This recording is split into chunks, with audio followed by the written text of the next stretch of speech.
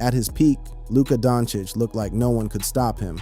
I can't believe Luka Dončić is a Los Angeles Laker. When you look and see him in your Laker 77, what are you thinking when you see that? But off the court, a different story kept building. So Luka goes down hard, comes back up to have words with Chris Dunn. Yeah, I think Jackson Hayes might see the shower as well. He went from being the NBA's leading scorer and a generational talent to piling up 107 technical fouls, 5 ejections, and $370,000 in fines. And now, a title-claiming an owner finally banned him for violence. This is the real story behind Luka Dončić's disciplinary record. The record, what violence actually looks like on paper.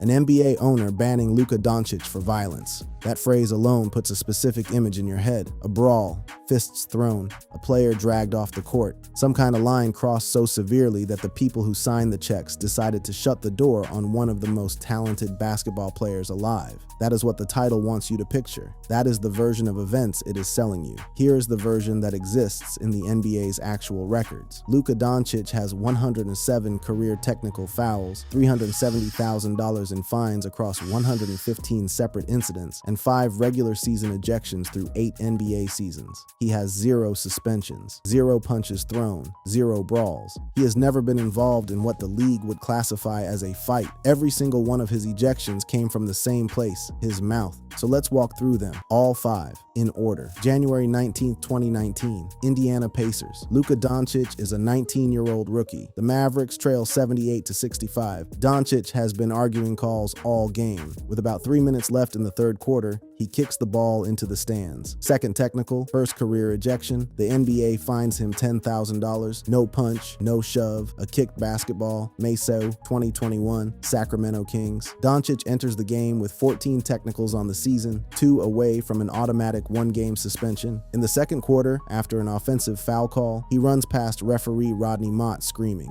First technical, then, with 31.8 seconds left in a blowout, he throws the ball the length of the court during a timeout. Second technical, ejected. Coach Rick Carlisle gets tossed too. Dončić says both technicals should be rescinded. The league disagrees. No punch, no shove, a thrown basketball, and some yelling. 7 days later, May 9th, 2021, Cleveland Cavaliers. This one is different. In a first quarter rebound battle with Colin Sexton, Dončić makes what officials call an aggressive strike to the groin area. Flagrant 2, automatic ejection. This is the closest thing on his entire record to physical aggression. Sexton's response? He said it was just a box-out play and that it was all good, no malice. Dončić laughed walking off the court, said he saw the video and knew he hit Sexton, but that it was not on purpose. Just 2 guys fighting for a rebound. December 19th, 2022, Minnesota Timberwolves. Dallas is 15-16. They trail 85-71. Dončić initiates contact on a shot against Jaden McDaniels and gets no call. He protests. Referee Nick Buchert gives him 2 technicals in rapid succession.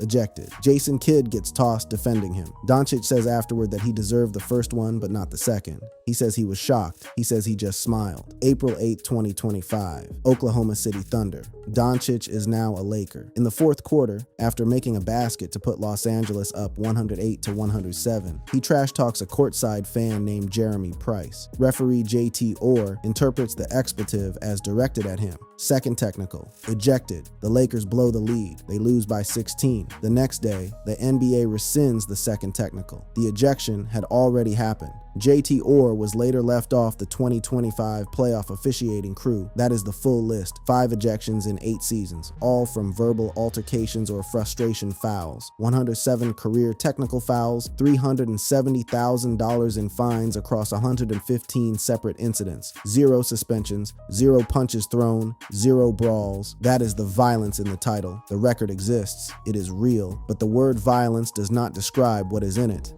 The scuffles, when things got physical around Luka.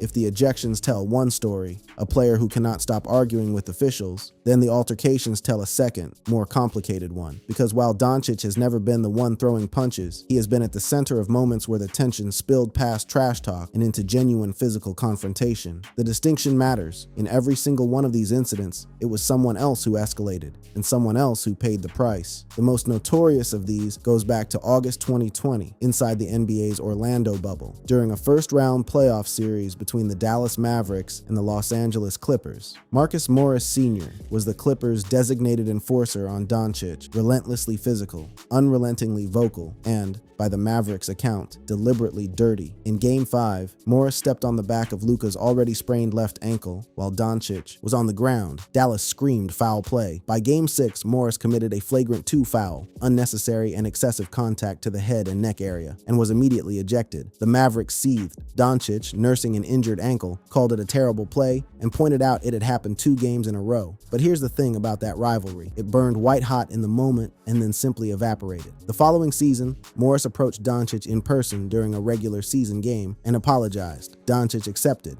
He called Morris a hell of a player and a hell of a defender. He said the trash talk was always there and that he looked forward to it. No grudge, no social media shots. The beef dissolved because neither man needed it to survive beyond the series. The rivalry that replaced Morris as the most combustible matchup on Dončić's calendar belongs to Chris Dunn of the Los Angeles Clippers, and it shows no signs of cooling down. Dunn is a defensive specialist, the kind of wiry, high-motor guard who makes his living by getting under the skin of the players he guards. He plays Dončić with suffocating physicality, calls him out for flopping, and refuses to give an inch. Dončić, in return, hits step-back threes in Dunn's face, smirks, and talks. The flashpoint came on November 25th, 2025, during an NBA Cup game between the Lakers and Clippers. The Lakers were cruising. They would win 135-118, but in the late fourth quarter, with the game already decided, Dunn hit Dončić in the back while Luca was waiting for a rebound. A cheap shot. Dončić went down hard, got up, and immediately confronted Dunn face to face.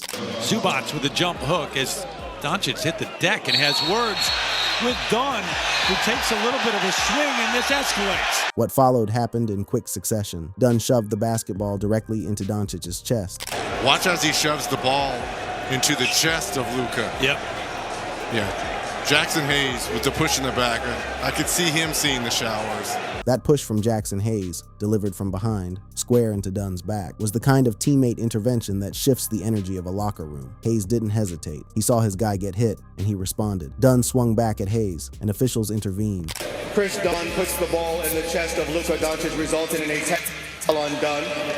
Following that, the Lakers' Jackson Hayes is assessed a technical foul for his push on Dunn. Dunn picked up a second unsportsmanlike technical and was ejected. Hayes received a single technical. The NBA reviewed the incident and decided no further suspensions were warranted. Dončić finished the game with 38 points, and in the post-game press conference, he made one thing immediately clear. Do you volunteer to pay Jackson's technical fine after that? I got it. I told him right away. Dončić didn't just appreciate the backup. He publicly committed to covering the cost of it, and when pressed further on the exchange with Dunn, he framed it in the simplest possible terms. What do you think sparked the exchange you had today? Well, I was waiting for the rebound. I got a cheap shot, in my back, so I'm not going to just stand, I ain't afraid of nobody. And then Dončić said the line that captures his entire approach to these confrontations. Sometimes going to get physical. There's a lot of trash talk. I live for that, so I love it. This is the pattern. It has been the pattern since 2019. Dončić is at the center of the confrontation, but he is not the one initiating the physicality. Morris targeted his ankle. Dunn shoved him in the back. Westbrook jabbed at PJ Washington in a separate playoff incident. In every case, Dončić stands his ground, talks back, and lets somebody else lose their composure. The ejections, the fines, the flagrants, they go to the other guy. And that distinction is precisely why the word violence in the title rings so hollow. The mouth. Why referees and rivals can't ignore him. If you have watched Luka Dončić play more than 3 times in your life, you have seen him do the following: score a difficult basket, fail to get a foul call, turn to the nearest official, spread his arms wide, and begin a passionate, occasionally profane, and almost always prolonged argument that continues well past the point where the play has moved to the other end of the court. It is as fundamental to his game as the step-back three-pointer. It is as predictable as his triple-double stat lines, and it drives everyone, teammates, coaches, broadcasters, fans, and most critically, the officials themselves, completely mad. The numbers bear this out, with stunning consistency. Since the 2020-21 season, Dončić has averaged north of 15 technical fouls per regular season, 107 career technicals through early March 2026. He has routinely ranked among the league leaders in that category. The 2020-21 season saw him pick up 16, one short of the automatic suspension threshold at the time. The following season, 17. The season after that, 17 again. He dances right up to the edge of the cliff and then stops, like a man who knows exactly where the line is and takes a perverse pleasure in standing on it. His most memorable finds illustrate the range of his referee-directed antics. In September 2020, during a heated playoff game against the Clippers, he threw the ball off a game official's legs and was fined $15,000. In March 2023, against the Golden State Warriors, he stared down a referee and rubbed his fingers together in the universal money gesture, implying the officiating was rigged. No technical was called in the moment. The NBA fined him $35,000 after the fact, his largest single penalty. He paid it. The Mavericks protested the loss. The fine stood. This relentless engagement with officials has a tangible downstream effect on his team, and it is something that even his most ardent defenders, the people who love his competitive fire and his unwillingness to be intimidated, acknowledge as a legitimate problem. When Dončić is arguing a call, he is not getting back on defense. When he picks up a technical in a close game, he hands the other team a free point. When he gets ejected, as he has 5 times, his team loses him entirely and often loses the game alongside him. Brian Windhorst made this point on First Take, and it clearly struck a nerve with the panel. Do you trust Luca, Jay Will, as Brian Windhorst is back here with us on First Take, do you trust him to lead a championship team? No, That was Jay Will's answer. Immediate, unequivocal, no. And his reasoning went beyond the complaining. He pointed to something deeper, a disconnect between Dončić's statistical output and his actual impact on winning. He ain't even in the clip half the damn plays. He's not even on the defensive side of the court. He's still in the one-on-one love fest yelling at the refs, so. Stephen A. Smith, for all his theatrical disagreements, landed on something similar, a fundamental question about whether Dončić's defensive apathy and emotional outbursts undermine the very leadership qualities that a championship-caliber star requires. He's the NBA's leading scorer. Yes, he's leading in turnovers per game as well. He's also #1 in usage rate. And then Smith delivered the verdict that even Dončić supporters struggle to argue against. The real issue with Luca, you can overcome all of that stuff and figure it out if that man plays some defense.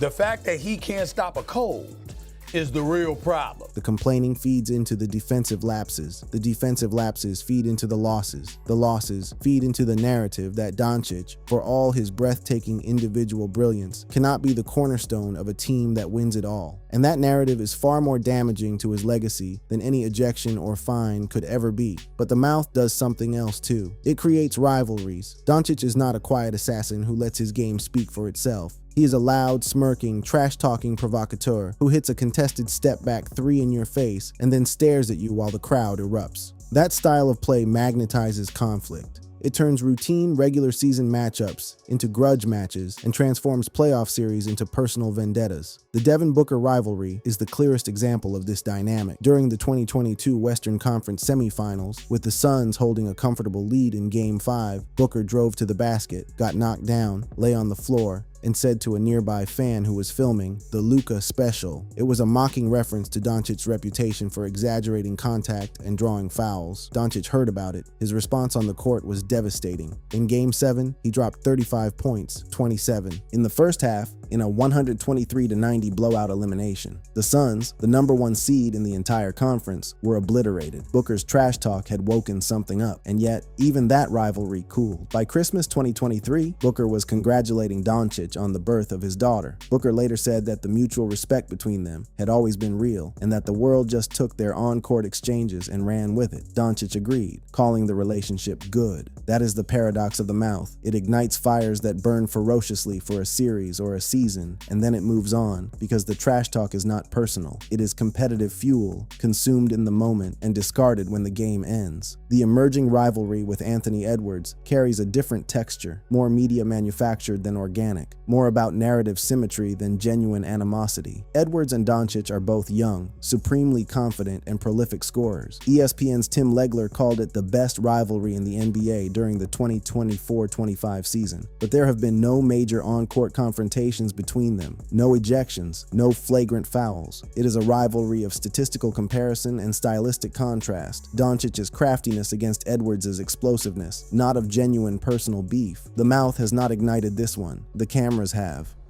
The trade. Dallas gives up and Los Angeles bets big. Beneath the technicals and the scuffles and the referee theatrics, there was a quieter, more consequential drama playing out behind closed doors in Dallas. The Mavericks front office, led by general manager Nico Harrison, had been watching Dončić closely for years, not just his game film, but his conditioning, his diet, his weight fluctuations, and the off-court habits that they believed were putting his long-term durability at risk. Reports surfaced after the February 2025 trade, citing internal frustration over Dončić's conditioning, including weight that reportedly reached 271 pounds, his affinity for beer and hookah, and a perceived lack of work ethic. Dallas viewed these as injury risks. They also viewed them as a sign that their franchise player was not as invested as he needed to be, so they made the call. In February 2025, in one of the most shocking mid-season trades in NBA history, the Dallas Mavericks sent Luka Dončić to the Los Angeles Lakers in exchange for Anthony Davis and a first-round pick. The basketball world erupted. Dončić himself had no idea it was coming. I can't believe Luka Dončić is a Los Angeles Laker. When you look and see him in your Lakers 77, what are you thinking when you see that? Jeannie Buss, the Lakers governor, described the acquisition with a mixture of disbelief and calculated satisfaction. She revealed that the conversation had started only a couple of weeks before the trade was executed, and that secrecy had been paramount. And what was really important was Rob Pelinka, the general manager, and I, we did not want any part of it to leak out because it's very disruptive. Buss acknowledged that Dončić had been completely blindsided, that the trade still had not set in with him when she first spoke to him. She framed it with empathy, noting that being traded is humbling and that nobody wants to go through it. Just, I think it still hadn't set in with him, right? Because it's very humbling to be traded. Nobody wants to go through that. But Buss also revealed something that added a layer of emotional weight to the entire transaction, a Kobe Bryant connection that made the move feel, at least to her, like something larger than basketball.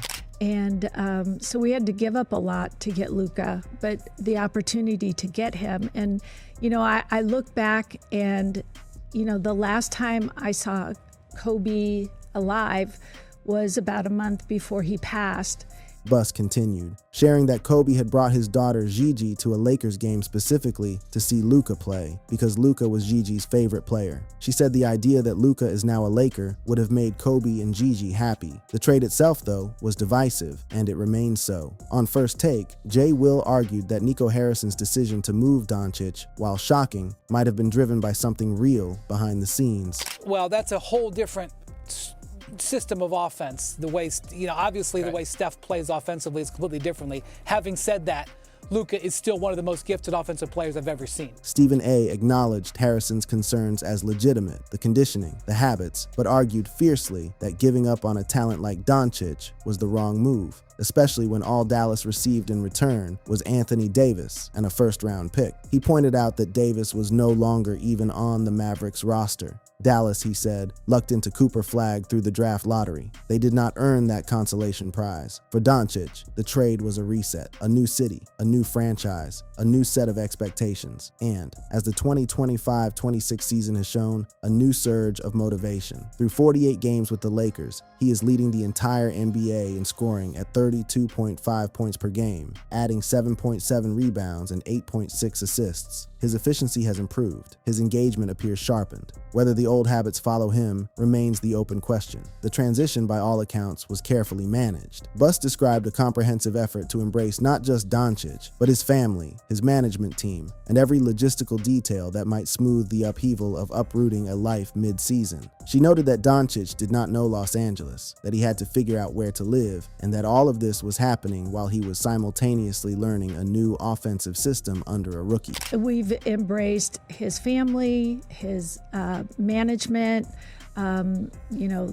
everything we can do to make his transition smoother is what we're doing. Head coach. There were built-in advantages. Redick had played briefly with Dončić in Dallas, about a month, which gave them a pre-existing relationship. Dorian Finney-Smith, a former Mavericks teammate, had already been acquired by the Lakers weeks earlier, providing a familiar face in the locker room. These were not coincidences. They were strategic choices designed to create continuity in the middle of chaos. But even with the organizational support, the early days revealed the emotional complexity of what Dončić was processing. He had just purchased a home in Dallas. He was settling in. His family was in place. And then, without warning, the ground shifted. As Bus described their first conversation, the magnitude of the move had not yet registered. He was still absorbing the shock of being deemed expendable by the franchise that had built its identity around him. The early March 2026 sideline incident with Coach Redick added another wrinkle. During a close game against Sacramento, Dončić and Redick engaged in a heated verbal exchange on the sideline. Redick grabbed Doncic's arm while walking to the bench, and words continued. Jared Vanderbilt quickly intervened, clapping his hands and positioning himself between the two to prevent further escalation. Media praised Vanderbilt's intervention as brilliant diplomacy. No technicals were called. The matter was resolved internally. But it served as a vivid reminder that the emotional volatility, the fire that drives both the brilliance and the disciplinary record, did not stay in Dallas. It came to Los Angeles in Doncic's luggage, packed right alongside the step-back three and the 30-point triple-doubles. The answer: no ban, no violence, just Luka. Luka has accumulated 107 technical fouls and $370,000 in fines across 115 separate incidents, a staggering volume that speaks to an emotional constitution that referees find insufferable and fans find either entertaining or infuriating, depending on which jersey they own. What exists is a player who has been ejected 5 times, each time for yelling, not hitting.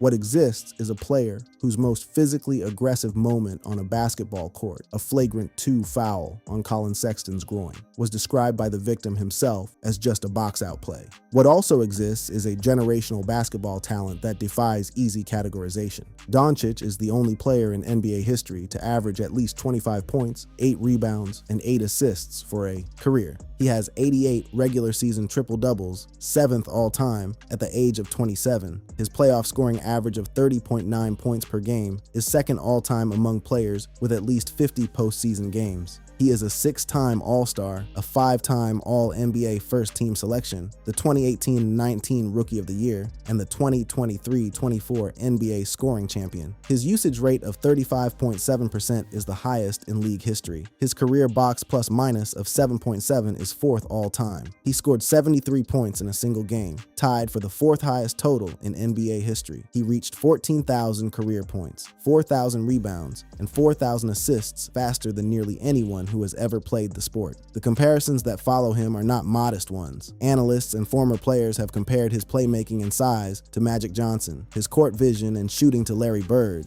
his isolation mastery to James Harden, and his playoff production trajectory to early LeBron James. He was a EuroLeague champion and MVP at 19 before he ever played an NBA game. He won Eurobasket gold with Slovenia at 18, the youngest key contributor in the tournament's history. He speaks 4 languages fluently: Slovenian, Serbian, English, and Spanish, having learned the last during his years at Real Madrid. He is also a man whose fiancée, Ana Maria Goltes, posted a decade-long Instagram retrospective in early 2026 that featured their daughters, but notably no images of Luka, sparking speculation about their relationship. He is a father of 2 girls, Gabriella, born December 1st, 2023, and Olivia, born December 4th, 2025. Who has said fatherhood is the best gift and that he wants to play the game for them so they can see what their father did. He is a man who, through his foundation, committed $5 million to support 77 young athletes worldwide and pledged $500,000 to Los Angeles wildfire recovery efforts. He is a player whom Jeannie Buss greeted upon arrival with words that reflected the weight of the franchise he had just joined.